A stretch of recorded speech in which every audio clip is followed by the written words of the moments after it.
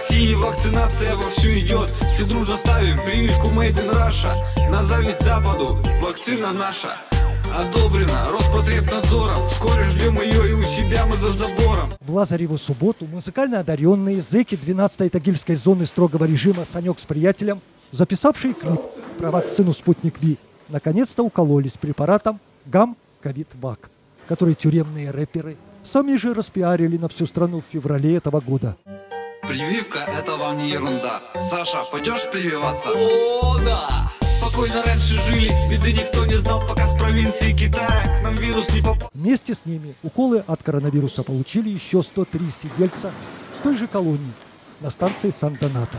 Сотрудники тюремной медсанчасти с таким же, как зона номером 12, «Спутник Ви», кололи зэкам из неудобной позиции через стальную амбразуру.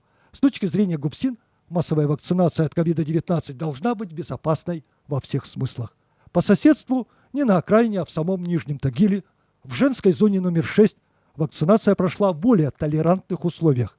Во-первых, уколы делали гражданские медсестры из второй поликлиники. Во-вторых, не через стальное окошко, а в плотном контакте с пациентками. За 2 дня от ковида привили 155 колонисток и сотрудников «шестерки». Естественно, никто никого из-под палки в медпункт не гнал. И больше других на прививку рвались дамы, которым не сегодня-завтра на волю выходить. И подхватить ковид на свободе никто из них не хотел бы. Сегодня я поставила прививку от COVID-19. Я очень рада, что нам предоставили такую возможность, потому что заболеваний очень много. Очередная прививочная волна в зонах строгого и женского режимов ожидается в последний день апреля. Российские ученые спасение нашли. Вакцину «Спутник Ви» они изобрели. Ты нам помоги. Спутник Ви, вакцинацию пройди. Спутник